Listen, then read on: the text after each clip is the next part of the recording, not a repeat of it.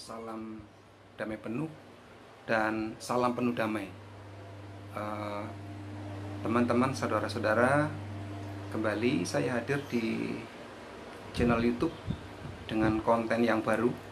Dan kali ini saya akan mengawali satu tahapan, satu rangkaian yang baru. Channel saya ini sekarang bernama Kabar Kabar Baik. Satu hal yang akan saya sampaikan mengawali topik-topik yang baru ini adalah mengenai kitab orang Kristen.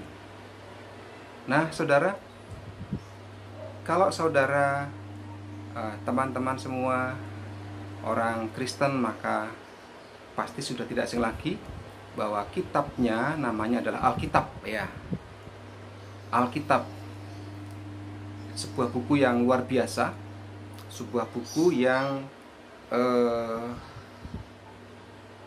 menjadi pegangan bagi orang-orang Nasrani, orang-orang Kristiani, namun juga menjadi bahan pertentangan bagi orang-orang yang ada di luar Kristiani, di mana ada juga sekelompok orang yang melihat, memakai, mengambil, mengutip itu, kemudian justru mencari kesalahannya.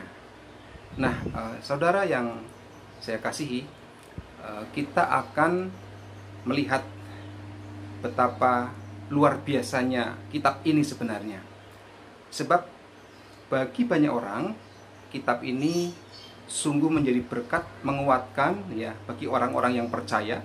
Namun bagi orang yang belum percaya, apalagi yang mencoba membaca, mengutip, mengambil bagian-bagiannya dengan mencoba memahami dengan akalnya sendiri, maka tidak akan mendapatkan apa-apa.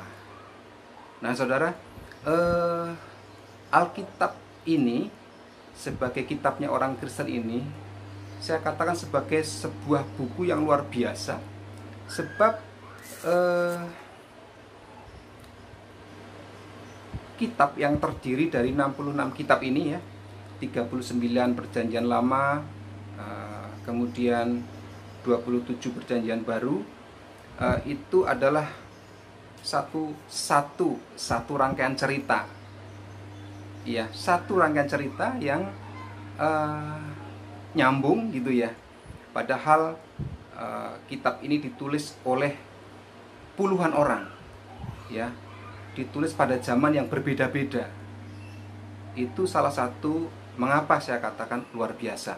Tetapi ada satu hal lagi yang bukan hanya satu hal, beberapa hal lagi, ya. Di antaranya adalah bahwa memang kitab ini begitu banyak isinya, terdiri dari 1189 pasal. 1189 pasal, ya. Jadi ayat-ayatnya pun terdiri begitu banyak ayat, ya.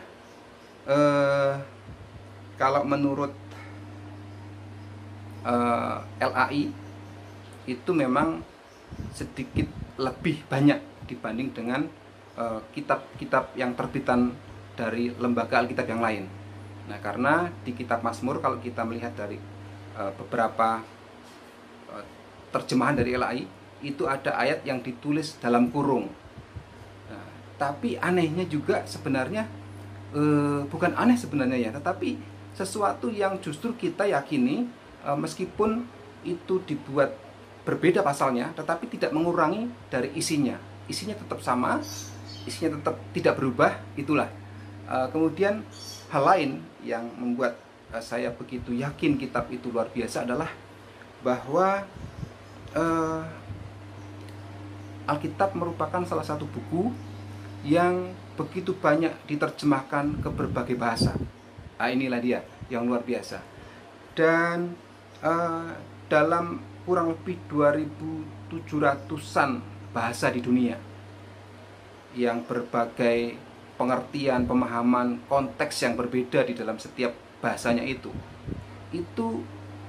tidak membuat makna yang ada di dalam Alkitab itu menyimpang atau berbeda. Itu yang luar biasa.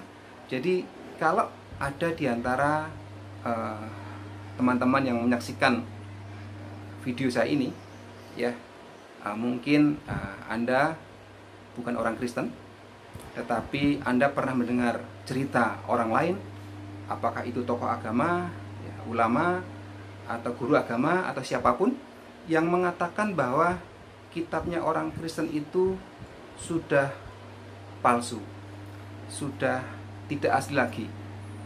Nah, sejauh orang itu, tokoh agama, ulama, atau siapapun yang mengatakan bahwa kitab Anda ini, Alkitab ini, Injil itu, dan sebagainya palsu dan tidak dapat membuktikan mana yang asli, maka saya tidak akan pernah percaya.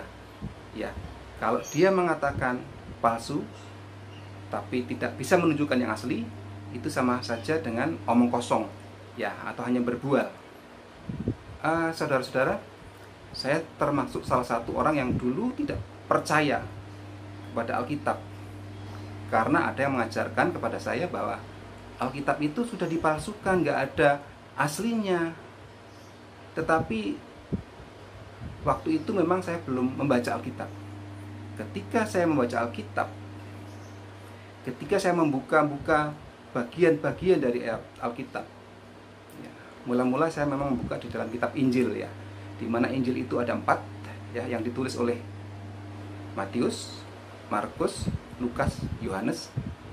Ketika keempat Injil itu saya baca, saya berupaya untuk menemukan apa yang dibilang palsu, ya, jika ada. Dan ternyata bagaimana saya mau menemukan yang palsu, karena keempat orang yang berbeda latar belakang, keempat orang yang ketika menuliskannya juga di tempat yang berbeda. Jadi mereka tidak bersekongkol untuk yuk kita nulis Injil, gitu ya. Keempat orang ini menuliskan sesuatu kejadian, peristiwa, sejarah yang sama. Nah, di dalam hukum katanya kalau 2 saksi sudah cukup. Nah, ini ada 4 saksi yang menceritakan tentang sejarah atau cerita tentang Yesus Kristus atau Isa Al-Masih, yang intinya itu sama. Jadi ya, bagaimana saya akan mengiyakan, mengamini bahwa Injil itu sudah dipalsukan. Nah, kalau yang dibilang asli itu misalnya dari bahasa aslinya, yaitu memang sangat konyol sebenarnya. Karena asli itu bukan menyangkut hanya sekedar bahasanya, tetapi maksud dari apa yang tertulis di dalamnya. Maksud dari apa yang tidak sekedar eksplisit di dalam tulisan itu, tetapi secara implisit, intinya, isinya.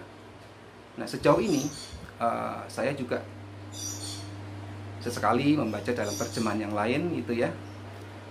Selain bahasa Jawa, karena saya orang Jawa, tentu beberapa bahasa yang lain, ya. Sesekali juga bahasa Inggris, ya. Ada King James, ada National, International, ya. Ya, ada banyak lah yang apa namanya kita bisa akses. Alkitab ini juga terbuka untuk siapa saja. Anda yang orang Kristen mau bahasa apa saja, mau bahasa negara lain, bisa kita akses. Mau bahasa daerah, ya, bahasa Minangkabau juga ada, ya, masih ada. Sekarang Anda bisa mengaksesnya.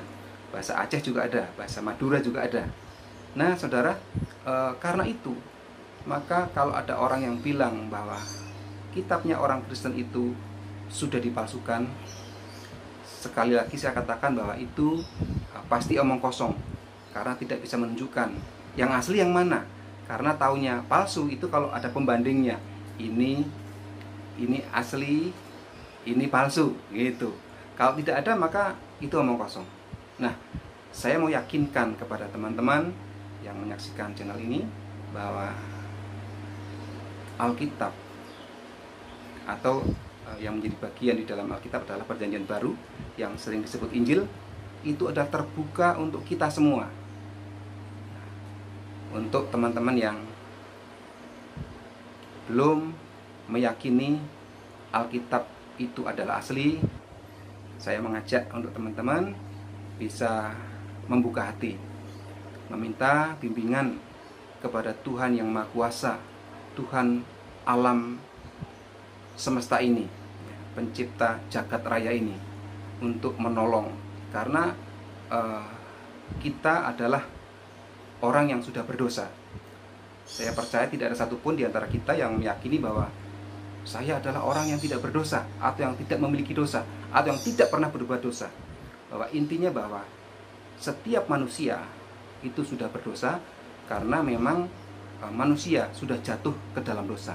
Tandanya bahwa kita lebih mudah cenderung berbuat dosa dibanding dengan berbuat baik. Itu tandanya juga bahwa kita membutuhkan